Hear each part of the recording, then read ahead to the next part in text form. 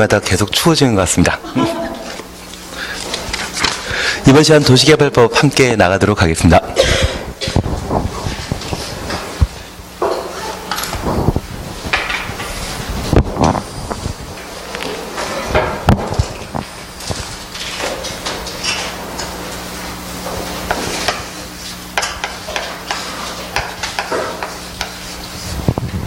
도시개발사업 하는 장소를 도시개발구역이라 표현하게 됩니다.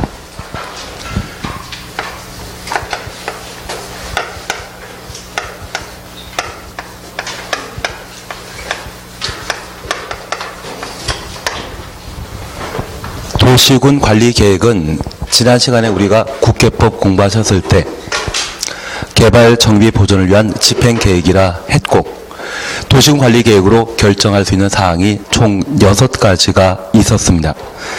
용도지역, 용도지구, 그래서 도시지역, 관리지역, 농림지역, 자연환경 보존지역 등을 도시군 관리계획으로 결정하게 되며, 3번에 기반설의 설치, 정비, 개량에 관한 사업을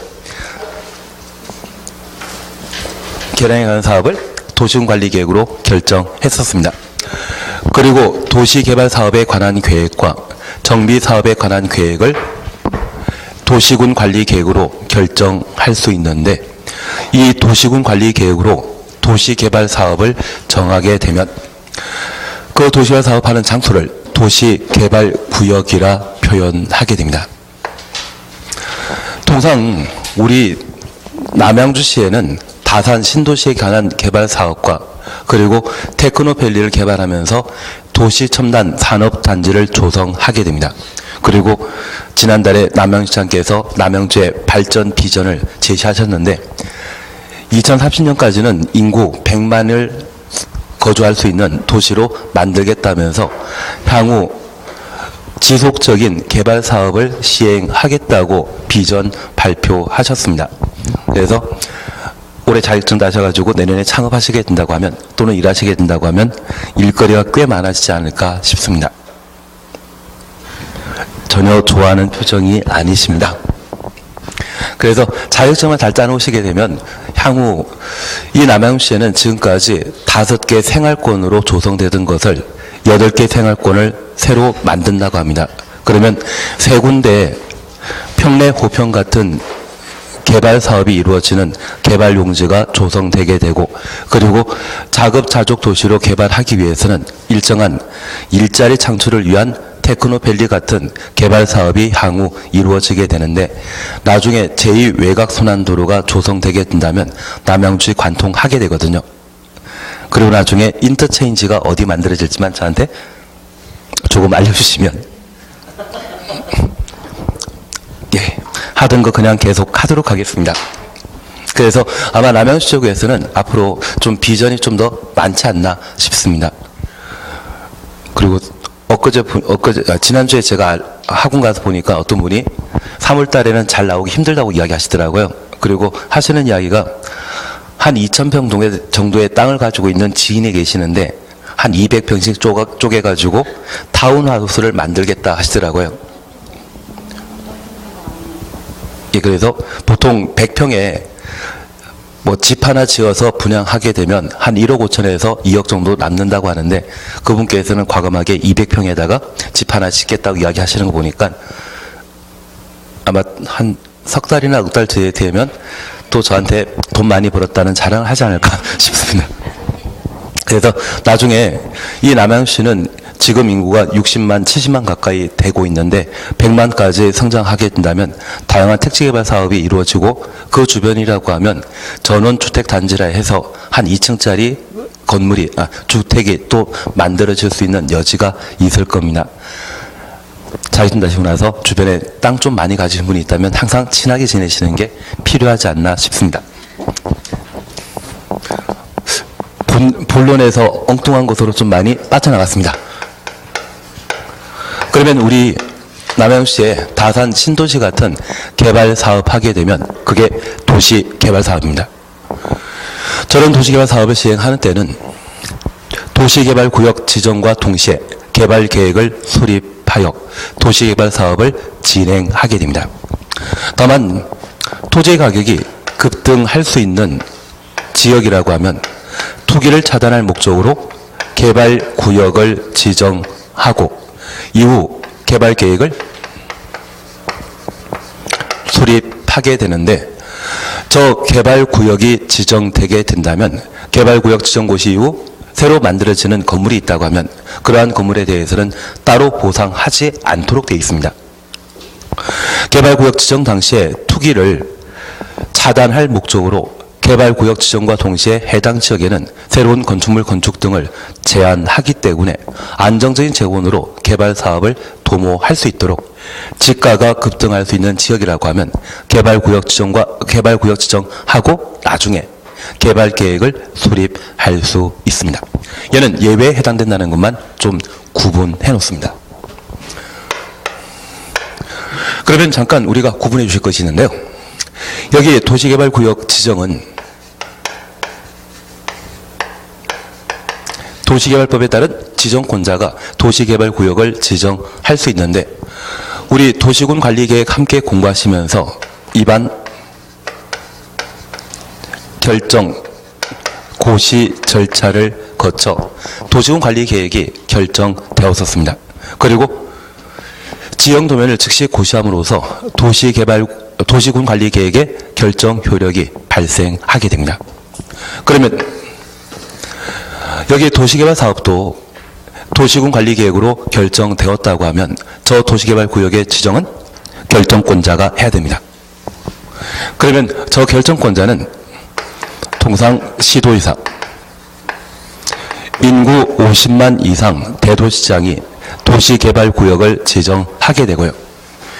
예외적으로 국토교통부 장관이 도시개발구역을 지정할 수 있습니다. 매번 시험에 잘 출제되는 것이 있다고 하면 예외적인 도시개발구역의 지정권자를 시험에 냅니다.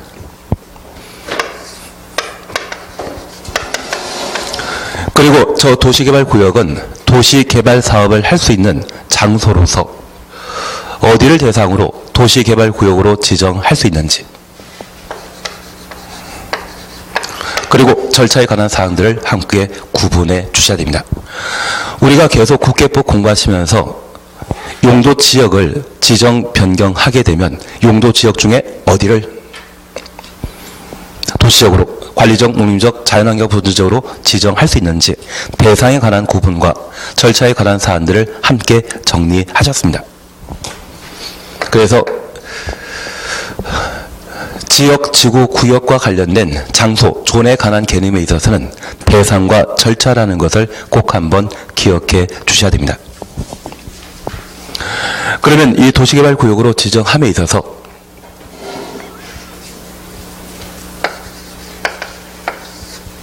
도시지역과 비도시지역에 도시개발구역을 지정할 수 있는데 꼭 하나 기억해 주실 것이, 보전녹지지역은 도시개발구역으로 지정할 수 없습니다. 그러면 이 보전녹지지역은 도시지역을 주상공록으로 나누게 되는데 주거지역과 상업지역, 공업지역, 그리고 자연녹지지역과 생산녹지지역을 도시개발 사업을 위한 도시개발구역으로 지정할 수 있다고 하면 저 보전녹지지역마저 도시개발구역으로 지정하여 시가화 시켰을 때 도시민의 휴식 공간이 아예 사라질 수 있습니다. 그래서 저 보전녹지지역으로 지정된 곳은 도시개발법에 의한 도시개발구역 지정 대상이 못 된다라는 것 기억해 뒀습니다. 그리고 비도시적인 관리지역이나 농림적, 자연환경 보전지역의 경우에도 충분히 도시개발구역으로 지정할 수 있습니다. 그리고 두 번째 우리가 꼭 하나 기억하실 것이, 이러한 도시개발 사업에 있어서는 미리 도시개발 사업을 예정하게 되는데 이 도시개발 사업을 도시군 관리계획으로 결정하게 된다면 저 도시군 관리계획의 상위 행정계획으로서 광역도시계획과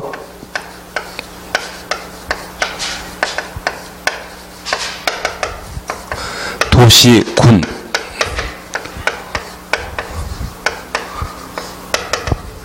기본계획이 있습니다. 저 광역도시계획과 도시군 기본계획이 수립되면 비개발 용도로서 녹간농자는 어디든 도시개발 사업을 시행할 수 있고요. 저 광역도시계획과 도시군 기본계획의 수립이 없는 경우라면 비개발 용도인 녹간농자 중에 자연 녹지지역과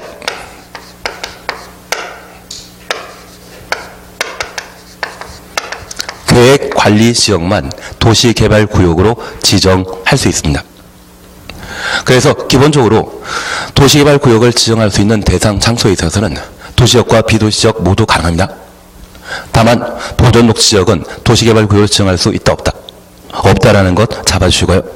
특별히 개발 용도인 주거적, 상업적, 공업지역은 도시군 관리계획 결정으로 이미 개발 사업이 예정되었기 때문에 개발 사업을 시행할 수 있는 도시개발구역 지정은 당연히 가능하지만 녹간농자, 보존녹지역을 제외한 녹간농자의 경우는 원래 비개발 용도입니다. 그것을 광역도시계획이나 도시군 기본계획에서 개발 사업을 예정하고 있다고 하면 장소 관계없이 도시개발구역 지정할 수 있지만 만약 광역도시계획과 도시군 기본계획에 수립이 없는 곳이라고 하면 자연녹지지역과 계획관리지역, 제한적인 개발이 가능한 자연녹지지역과 계획관리지역의 경우에만 도시개발구역으로 지정할 수 있습니다. 그러면 올해 남양주시에서는 도시군 기본계획이 타당성 검토를 거쳐 재정비하게 되는데 이 도시군 기본계획에서 어디를 개발할 것인지 미리 예정해놨다고 하면 돈 들고 돈은 없으니까 그냥 한번 정보라도 꼭 가지고 계셔야 됩니다. 서울 같은 경우에는 도시군 기본계획의 타당성 검토 정비를 하면서 용산 국제업무지구에 대한 개발 사업을 예정하고 있습니다. 용산 국제업무지구는 2012년도에 삼성 측에서 부동산 전망을 어둡게 봐서 발을 뺀 적이 있거든요. 그리고 그 사업이 무산되었다가 올해 용산 국제업무지구에 대한 개발 사업을 시도하고자 하고 있습니다. 그래서 이야기 들리기에는 한 30조 정도를 투자해서 용산 국제업무지구를 개발해 나간다고 이야기하고 있는데 지금 당장 발표했다가는 가뜩이나 서울의 부동산 가격이 만만치 않은데 그게 부채질을 하는 꼴이라 해서 아마 지방선거 끝난 이후에나 그 사업을 발표할 것 같습니다. 관심 없는 이야기였나 봅니다. 용산 국제업무지구, 용산역 처음 들어보시죠? 천천히 하시면 됩니다. 그래서 저 도시군 기본계획에서 어떤 개발 사업을 미리 예정한 장소가 있다고 하면 그 장소에 대해서는 향후 다양한 절차를 거쳐 도시개발 사업이 결정되게 되면 뭔가 할 수 있습니다. 그중에 우리가 기억해 주실 것은 저 광역도시계획과 도시군 기본계획에 개발 사업이 예정되었다고 하면 녹간농자 모두의 도시개발구역 지정이 가능한데 이런 개발 계획이 아예 없다고 하면 계획관리지역과 자연녹지지역의 경우에만 도시개발구역으로 지정할 수 있습니다. 그리고 두 번째 우리가 기억하실 것이 있습니다. 이러한 도시개발 사업과 관련되어서는 도시군 관리계획으로 결정하는 사업으로서 도시군 계획 사업의 한 종류입니다. 규모 크다 작다 큽니다. 그래서 우리가 기억하실 것은 토지 소유자의 소규모 개발 행위에 대해서는 어떤 면적이 많이 나와야 되지만 도시군 계획서 사업이건 정비 사업이건 도시개발 사업이건 그 대상 면적에 대해서는 어떤 면적 이상이란 말이 나와줘야 됩니다. 수치와 관련된 구분에 대해서는 3, 4월에 해 나가시면 됩니다. 그리고 이 면적과 관련된 요건은 나중에 시험 보실 때는 자동적으로 다 알고 계시더라고요. 그래서 초창기에 잡을 필요 없습니다. 다만 도시군 계획 사업 일환이라고 하면 규모 큰 사업으로서 특정 면적 이상을 개발 사업과 관련된 대상 면적으로 정해 놓고 있다. 그렇게만 하나 구분해 놓습니다. 그리고 여기에 도시개발 사업과 관련된 기본 절차에 관한 사안들을 함께 구분해 주셔야 되는데 얘도 도시군 관리 계획의 결정으로 도시개발 사업이 정해졌습니다. 그러면 우리 도시군 관리 계획의 입안 결정 절차 기억나시죠? 그래서 입안하기 위해서는 조사 측량 등의 기초 조사를 실시하도록 되어 있고, 이후에 주민 의견 청취 거치도록 되어 있습니다. 주민 의견 청취 방법에 있어서는 딱 3가지 경우에만 공청회 제도를 채택하고 있으며, 그 밖에는 열람, 공람 절차를 채택하고 있는 것으로 기억하고 있습니다. 그리고 지방의회 의견 청취를 거쳐 저 개발 사업과 관련된 예산 집행에 관한 문제를 검토하도록 되어 있는데, 특별히 이 도시개발 사업이 이루어지는 곳은 개발 용도인 주상공에 그 사업 할 수 있거든요. 이미 조사 측량 충분히 이루어졌겠죠. 그리고 비개발 용도인 녹간 용자에 도시개발 구역을 지정하게 된다면 그쪽은 아마 조사 측량이 부족할 수 있을 겁니다. 그래서 이 기초조사에 대해서는 국토계획법상 기초조사는 모두 필수 절차였는데, 도시개발 구역을 지정하기 위한 기초조사는 이미 사항이라는 것만 기억해 놓습니다. 그리고 주민 의견 청취 방법으로서 공람 절차 또는 공청회를 실시할 수 있는데, 꼭 하나 기억하실 것이 도시개발 사업의 단위 면적이 100만 제곱미터 이상의 경우에는 주민 공람 절차 거친 이후 공청회를 개최하여야 한다. 그래서 공청회 개최와 관련되어서는 딱 3군데입니다. 광역도시계획 수립하거나 도시군 기본계획 수립 시에 공청회에 관한 절차를 진행하며, 도시개발구역의 단위 면적이 100만 제곱미터 이상의 경우는 공람 절차 이후 뭐한다? 공청회 개최하여야 한다. 그래서 공청회에 대해서는 딱 3군데라 말씀드렸습니다. 저 이후에 주민 의견 청취 방법은 죄다 열람, 공람 절차라는 것 기억하시고, 공청회는 딱 3군데입니다. 다 보셨는데요. 예, 그러면 냅십니다. 그리고 지방의회 의견 청취 거친 이후 도시군 관리 계획을 입안하게 되는데, 특별히 저 입안을 도시개발법에서는 도시개발구역의 지정 요청이라 하고, 요청하는 자는 시, 군, 구청장이 되게 됩니다. 그리고 저 시군 구청장의 요청에 따라 또는 도시개발구역을 지정하고자 하는 지정권자가 도시개발 사업 필요하다고 하면 관계 행정기관장과의 협의와 도시계획위원회 심의 절차 거쳐 도시개발 사업을 시행할 수 있는 도시개발구역을 지정할 수 있습니다. 지정권자는 국토교통장관, 지도의사, 대도시장, 도시군관리계획의 결정권자와 같은 분들이죠. 그것만 확인해 주십니다. 그리고 두 번째 우리가 함께 보실 것이 있습니다. 일반적인 도시개발 사업에 있어서는 도시개발구역 지정과 동시에 개발계획을 수립하고, 토지의 가격이 급등할 수 있는 지역에 도시개발 사업을 시행하고자 한다면 구역부터 지정하고 개발계획을 나중에 수립하게 되는데, 저 구역은 도시개발 사업을 시행하기 위해 지정한 장소입니다. 그런 개발 사업을 시행하고자 한다고 하면 개발계획 수립할 수 있다 하야 한다. 하여야 한다. 지역, 지구, 구역 지정은 임의사항으로서 지정할 수 있고요. 그리고 그 장소가 결정되게 된다면 그 장소가 비개발 용도가 아닌 개발 용도라고 하면 난개발 현상을 방지할 목적으로 개발 계획은 반드시 수립하여야 합니다. 그래서 구역이 먼저 지정되었다고 하면 2년 이내 개발 계획을 수립하게 되며, 도시개발구역의 단위 면적이 330만 제곱미터 이상의 경우에는 구역 지정 후 5년 이내 개발 계획을 수립하도록 되어 있습니다. 그러면 330만 제곱미터라고 하면 규모 큰 곳이고요. 이번에 용산 국제업무지구도 330만 제곱미터에 걸친 국제업무지구에 대한 개발 사업을 예정하고 있습니다. 그래서 용산 국제업무지구는 지금 생각하고 있길 한 10년 정도 장기간에 걸쳐 개발 사업이 이루어지지 않나 싶고, 아직 도시개발구역의 지정은 지정된 상태가 아닙니다. 바로 지정하게 되면 주변 지역 토지 가격이 급등할 것으로 생각하고 있기 때문에 아마 선거 끝났을 때까지는 지정하지 못할 것 같습니다. 다만 구역을 먼저 지정하고 개발계획 수립하게 된다고 하면 330만 제곱미터 이상의 경우는 얼마? 5년입니다. 그래서 5년 내 개발계획을 수립하게 되는데 저 개발계획에 관한 사항을 함께 봐주셔야 됩니다. 첫 번째 우리가 이해하실 것이 있습니다.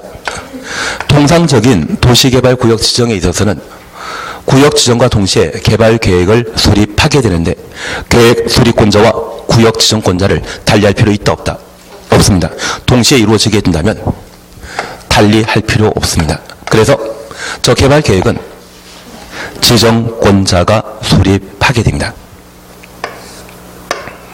그리고 저 개발계획과 관련되어 우리가 꼭 하나 기억해 주실 것이 있습니다.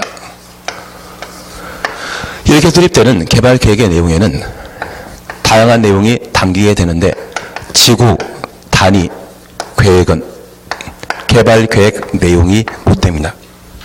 나중에 매번 시험에 나오게 되었을 때 저 개발계획 내용으로 지구 단위 계획을 거론하는 경우가 있습니다.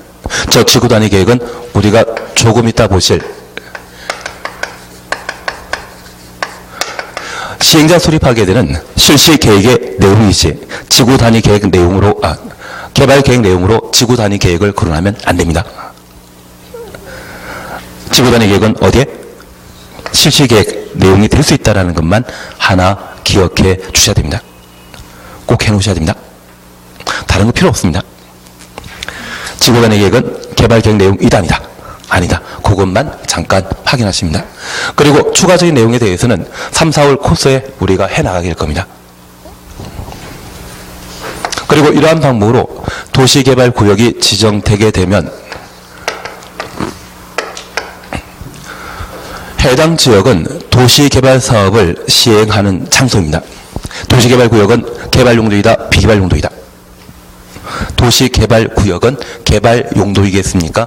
비개발용도이겠습니까? 개발사업하기 위한 장소입니다.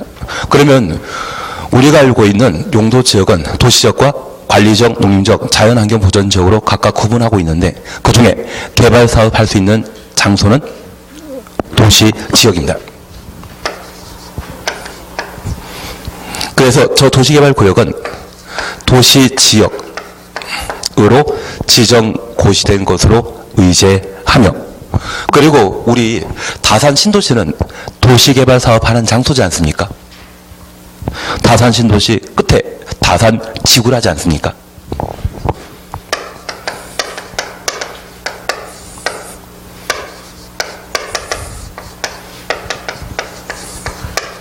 하나 이해하실 것은 우리가 지금까지 공부하시면서 이 지구 단위 계획 구역은 지구 단위 계획을 수립할 수 있는 장소이고 지구 단위 계획은 지구를 단위로 수립하는 제도였습니다.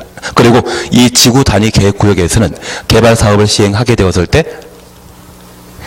난개발 현상을 방지할 목적으로 기환경에 관한 문제를 가장 중요한 사항으로 삼고 있습니다.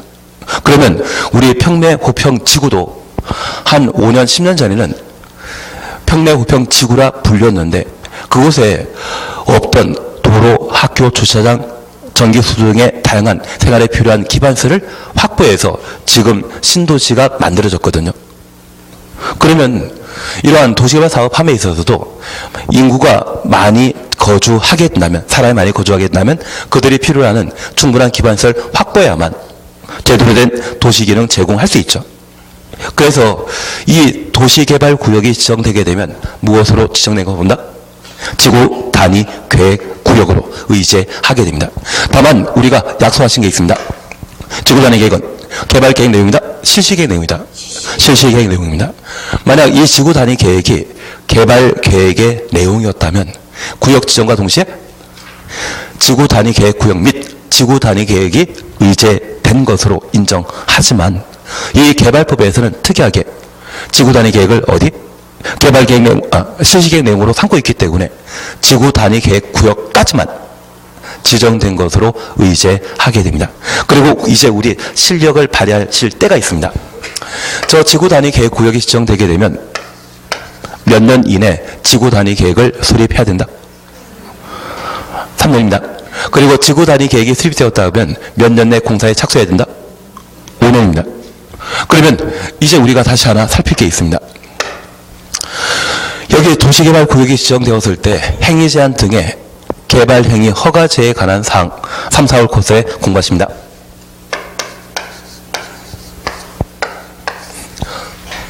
도시개발구역은 계속적인 제도입니까? 임시적인 제도입니까? 개발사업 완료되게 되면 도시개발구역 필요 없거든요. 그러면 저 도시개발구역과 관련되어서는 해제에 관한 문제도 함께 정리하실 필요 있고요. 저 해제는 도시개발 사업이 애초 원하던 대로 공사 끝났을 때 해제되는 것과 공사가 미완료 상태에서 사업이 제대로 추진되지 못하기 때문에 도시개발구역의 지정이 해제되는 경우가 있습니다. 만약 개발 사업이 완료되게 되면 우리 지난 시간에 잠깐 함께 하신 것으로서 개발 사업은 가장 대표적인 사업 시행 방식이 수용 방식 아니면 환지 방식이라는 말 기억나십니까? 지난 시간에 했던 말은 그냥 빼버리고 도시개발 사업은 딱 두 가지 방식입니다. 도시개발구역 전부에 대해 환지 방식, 그리고 전부에 걸쳐 수용 방식, 그리고 환지와 수용 방식을 혼용하는, 병행하는 방식이 각각 존재하는데, 만약 수용 방식이라고 하면 도시개발구역 땅을 시행자가 모두 취득한 상태에서 개발 사업을 추진하고 저 공사가 완료되게 되면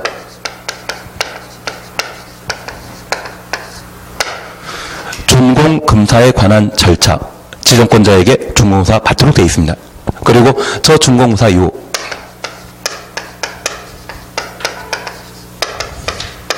공사 완료 공고하게 되는데, 저 공사 완료 공고한 날까지는 도시개발사업 기간이고 그 다음날 도시개발구역의 지정은 해제된 것으로 판단하게 됩니다. 그러면 공사 완료 공고일이라고 하면 그날 24시를 말할 것이고요.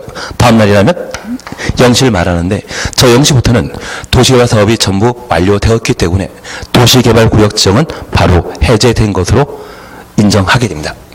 그리고 환지 방식으로 도시개발 사업 하게 되면 이 환지는 도시개발구역 안에 종전 토지 소유자에게 사전 현금 보상하는 것이 아니라 도시개발 사업이 전부 끝나게 되면 도시개발구역 내 개발된 땅이 있거든요. 그 개발된 땅을 종전 토지 소유자에게 보상하는 것을 뭐란다?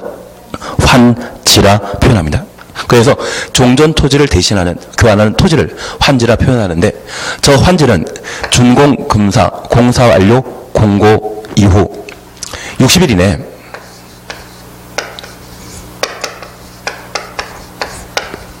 환지 계획에 따른 환지 처분을 하도록 되어 있습니다. 그래서 환지 방식으로 도시개발 사업을 하게 되면 종전 토지 소유자에게 개발 사업 끝나고 나면 어디에 땅 몇 평을 주겠다 보상을 약속하게 되고요. 그런 개발 사업이 모두 완료되게 된다면 약속했던 땅 지급해야 되죠. 그 지급하는 절차를 환지 처분이라 하고, 환지 처분 공고 다음 날 도시개발구역 지정은 해제된 것으로 보게 되는데, 우리 민법 공부하시면서 187조에는 부동산과 관련된 물권 변동은 등기한 때 효력 발생한다지만 단서에 공용수용이나 다른 법률에 특별한 규정이 있다면 그에 따른다. 그 말 기억나십니까? 역시 우리는 민법 그렇게만 쭉 해나가시면, 지금 아니시지만 아마 3, 4코스 지나시고 또 3, 4코스 때는 원장님이 밑줄 큰 것만 수업하신다던데 그런 얘기 못 들으셨습니까? 예, 그것만 해놓으시면 아마 민법에서는 한 75점이나 80점 정도의 좋은 점수 나오실 겁니다. 다만 민법에서 90점 나오시면 80 넘는 10점은 어디 빌려줄 때 있으십니까? 전혀 없습니다. 그래서 민법에서는 하나가 90 나오고 하나 30 나오면 평균 60으로서 우수한 성적인데 얘가 과락이기 때문에 불합격하시거든요. 결국 80, 40이 가장 안정적인 점수이기 때문에 1차 두 과목에 있어서는 만점은 100점 만점이 아니라 80점 만점이십니다. 그래서 민법이나 학개론 둘 중에 하나가 한 70점 이상 나오시고 나머지 하나가 한 60점 정도 나오시게 되면 아주 우수한 성적으로 통과하시게 되는데 작년에 학개론이 꽤 어려웠거든요. 작년에 어려웠으면 올해는 좀 쉬워질 겁니다. 대신 민법에 대해서는 작년에 학개론이 어려웠으니까 민법이 좀 어려울 수 있거든요. 그래서 민법만 천천히 열심히 하십시오. 그렇게 하시면 아무 문제 없으실 겁니다. 그리고 학원 방침상 수요일까지 수업하신다면서요. 수요일까지 수업하신다면서요. 아마 전국에 그런 학원이 없으실 겁니다. 우리는 잘 모르시죠. 그냥 학원 방침에 따라 하시면 됩니다. 아마 원장님이 다들 합격시킬 욕심으로 계속 강행군 하시는 것 같은데 체력 좋아 보이십니까, 원장님? 예, 그러면 할 말 없습니다. 근데 이게 말을 많이 떠드는 게 그렇게 몸에 좋은 건 아닌데 그렇게 열심히 하시고 보면 저 쓰러질까 염려되는데 저는. 하여튼 질문하시면 바로바로 답변해 주셔야지 이게 주고받는 게 있다 보면 그게 힘이 되어서 열심히 더 하실 수 있거든요. 그래서 나중에 민법 선생님 질문하시는 게 있으면 모르더라도 일단은 답을 해보시는 걸로. 네, 답 안 하면 그러십니까? 잘 됐습니다.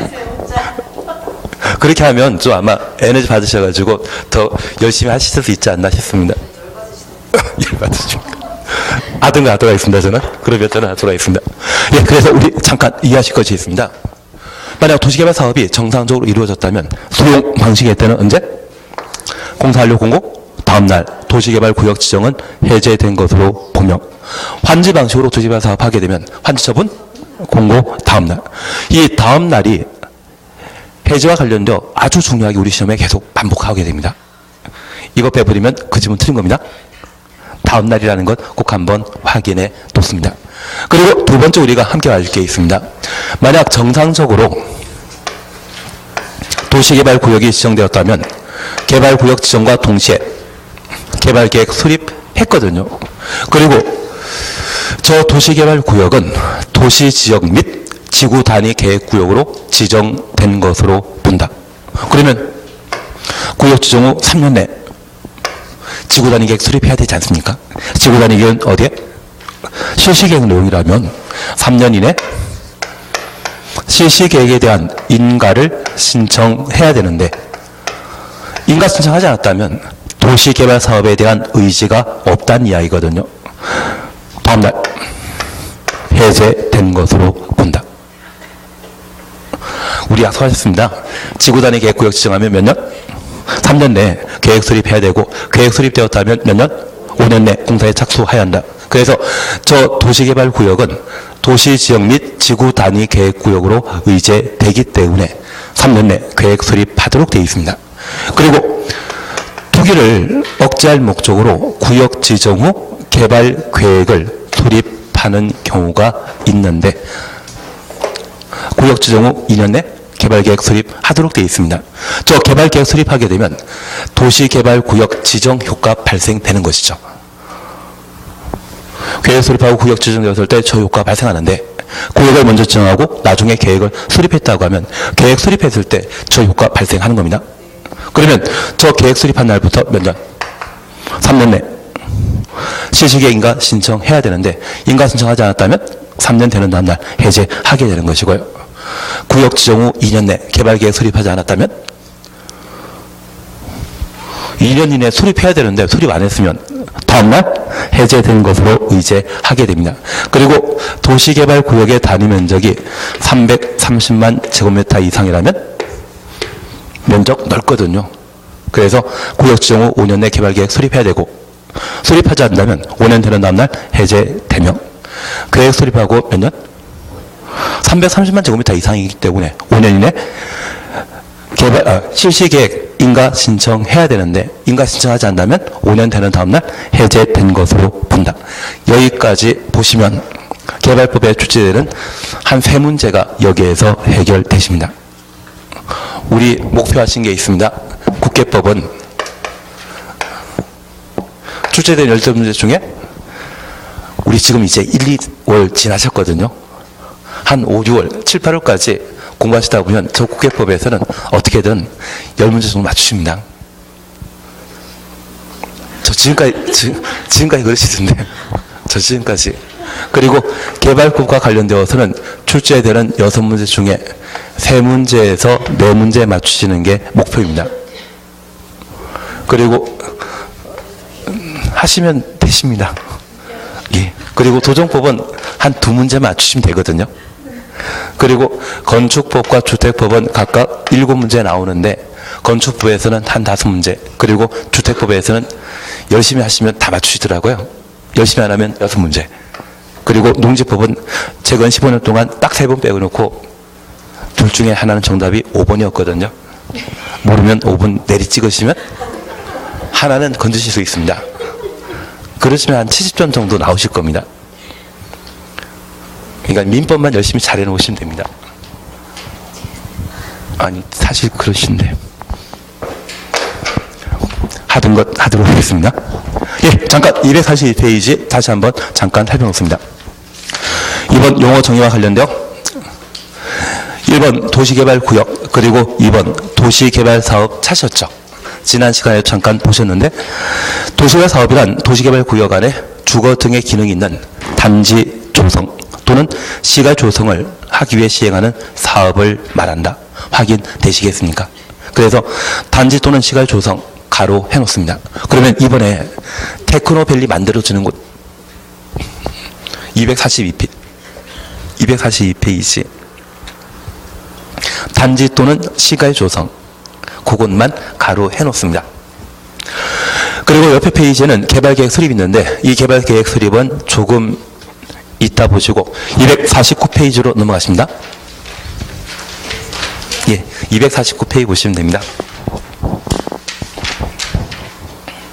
하여튼 지금 처음 공부하는 건 항상 힘드시지만 시간이 지나시게 되면 이게 아주 만만한 상황이 되어버리실 겁니다. 그래서 처음에 용어 공부하는 게 좀 힘드시고, 그리고 전체 체계 잡아가는 게 힘드신데 저 체계만 좀 제대로 잡아 놓으시게 된다고 하면 나중에 공법 전반에 걸쳐 공부하는 게 전혀 부담이 없으십니다. 하여튼 제가 하는 대로만 따라가 주시는 겁니다. 벌써 없습니다. 저를 잘못 만난 거죠. 249페이지 함께 보십니다. 249페이지 찾으셨습니까? 예, 제2절 보시게 되면 도시개발구역 지정입니다. 1번 지정권자 찾으셨죠? 동그라미 1번 시도의사 대도시장. 다음 각호 하나에 해당하는 자는 계획적인 도시개발 사업이 필요하다 인정하는데 도시개발구역 지정할 수 있다. 특별시장, 관리시장, 도지사, 특별자치도지사. 그리고 2번 인구 50만 이상의 대도시장. 제가 뭐 줄칠한 이야기 없었습니다. 한 장 넘기십니다. 아니, 우리 지금까지 공부하시면서 아니 잘못하신 것 같은데 얘는 도시군 관리 계획으로 결정한 사업이 도시개발 사업이기 때문에 도시개발구역 지정한 자는 누구이다? 도시군 관리 계획의 결정권자가 지정권자가 되는 겁니다. 얘는 당연한 이야기입니다. 얘만 보시는 겁니다. 이미 줄쳐놔셨습니까? 하여튼 양가리 2번 보시도록 합니다. 양가리 2번 보십니다. 국토교통부 장관은 다음 각호 하나에 해당되게 되면 도시개발구역을 지정할 수 있다. 국토교통부 장관 줄쳐 놓습니다. 예외적인 지정권자라는 것 기억하시고, 여기 국토교통부 장관과 관련되어서는 시험 보실 때까지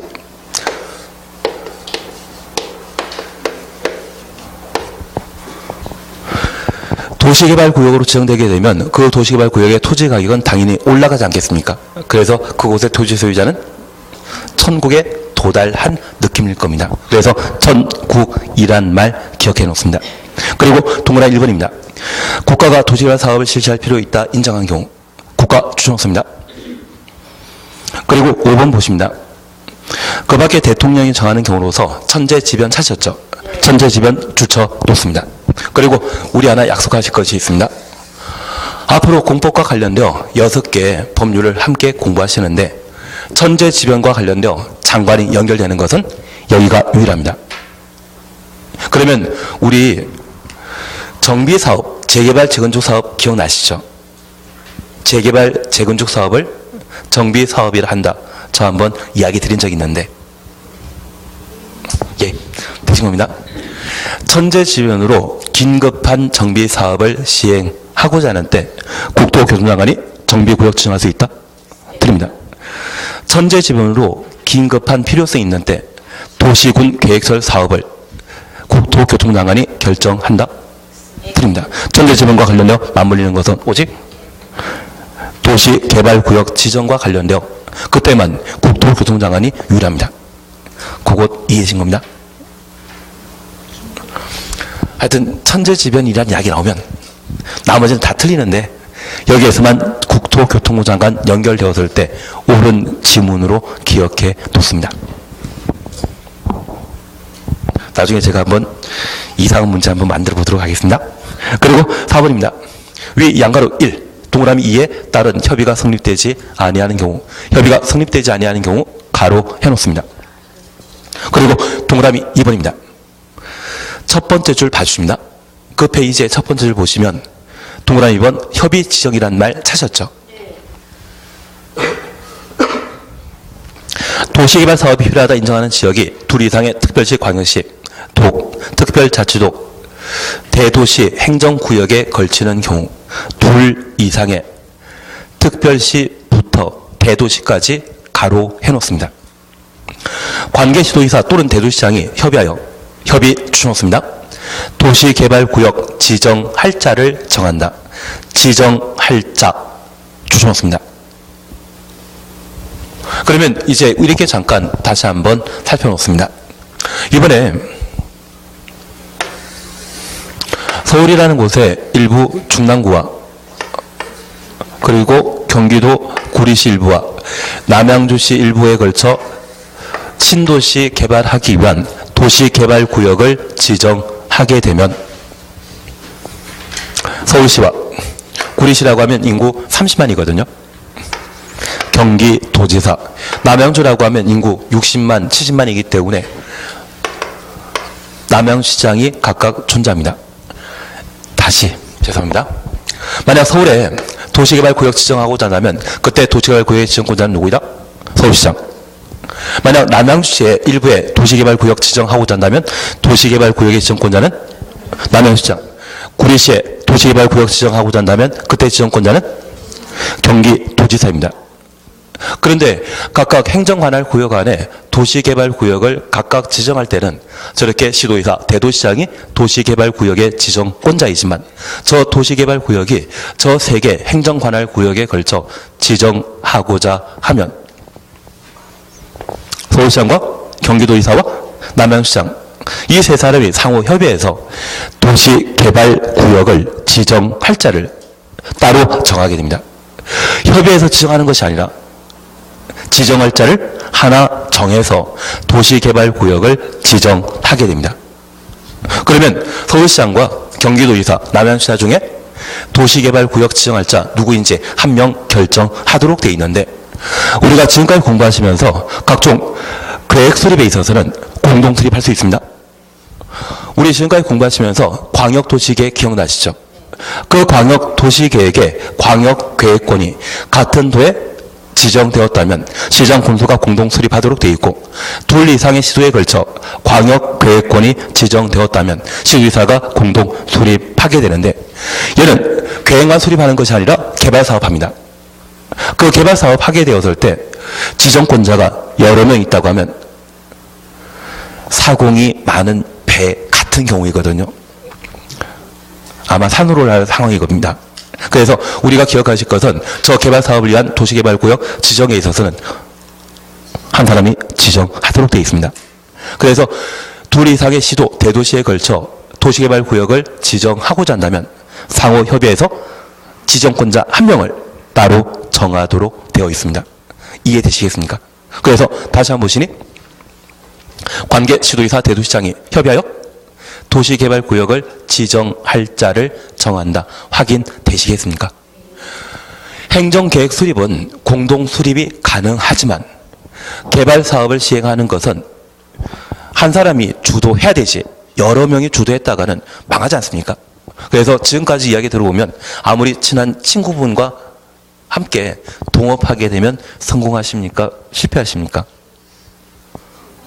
실패하는 것 같은데요. 가족관계라고 하면 이미 상하관계가 설정되어 있다 보니까 가족끼리 하는 때는 어떻게든 잘 끌어나가는 것 같습니다.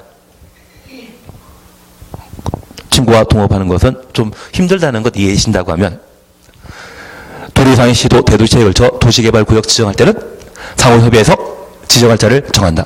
협의해서 지정한다. 아닙니다. 협의하여 무엇을? 지정할 자를 정한다. 이해되신 걸로 알고 있겠습니다. 그런데 저 협의가 성립되지 않는다고 하면 그때는 누가? 국토교통부 장관이 단독으로 도시개발구역 지정할 수 있다는 이야기입니다. 취지 이해해 주신 겁니다. 그리고 두 번째입니다. 이제 우리가 함께 보실 것이 요청과 제안이란 말을 다시 한번 구분하셔야 됩니다. 여기 제안은 비행정청이 행정청에게 뭔가 해달라 부탁할 때 뭐란다? 제안이고요. 행정청이 다른 행정청에게 부탁하는 것을 요청이라 표현했습니다. 그래서 우리 2번, 3번 묶어놓습니다. 우리 시험에 2번과 3번이 그렇게 자주 시험에 나왔거든요. 꼭 한번 확인하셔야 됩니다. 1번 보시게 되면 관계 중앙행정기관장이 요청하는 경우 요청 추천없습니다. 그리고 3번입니다. 공공기관장 또는 정부 출연기관장이 공공기관장 또는 정부 출연기관장 가로 해놓습니다. 30만 제곱미터 이상으로서 국가계획 30만 추천 오시고 국가계획 추천 없습니다. 밀접한 관련 있는 도시개발구역 지정을 제안하는 경우 제안 추천 없습니다. 국토교통부 장관이 도시개발구역 지정할 수 있습니다. 그러면 이제 다시 하나 나눌 게 있습니다. 중앙행정기관장이 도시개발 사업을 시행하고자 하는 때 그러면 문화체육관광부 장관이 주문단지, 보문단지 외 새로운 관광단지 만들고자 시도할 수 있죠. 도시개발사업은 시가지 조성사업 또는 단지 조성사업이었습니다. 가끔 유통단지를 조성하거나 또는 우리 남양시에 테크노밸리라고 하는 산업단 조성한다는데 그 테크노밸리는 도시 첨단 산업단지입니다. 그 산업단지 개발 사업을 도시개발사업 일환으로 시행하고자 한다면 각부 장관이 주도할 수 있죠. 그럴 수 있지 않습니까? 그러면 이자가 원칙적인 지정권자인 지도이사, 대도시장에게 도시개발구역의 지정을 요청한다고 하면 자기보다 아래 사람에게 부탁하는 셈이 되거든요. 자존심 팍상합니다. 자기와 대등관청이 누구? 국토교통부 장관의 도시개발구역 지정을 요청할 수 있다는 이야기입니다. 그런 요청이 있다면 국토교통부 장관이 도시개발구역을 지정할 수 있는 겁니다. 그리고 두 번째입니다. 공공기관장, 정부투자기관장은 행정청이다, 비행정청이다? 비행정청입니다. 이들이 국가계획과 맞물려서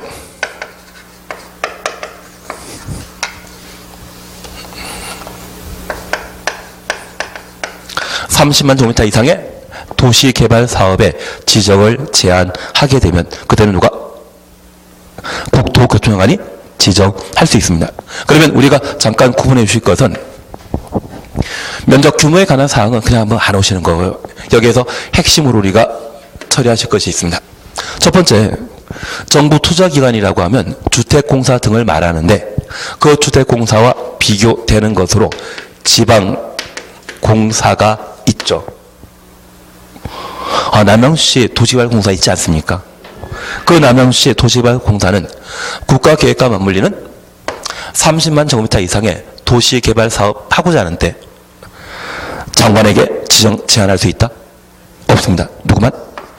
정부투자기관이 국가계획과 관련되어 30만 제곱미터 이상일 때. 지방공사는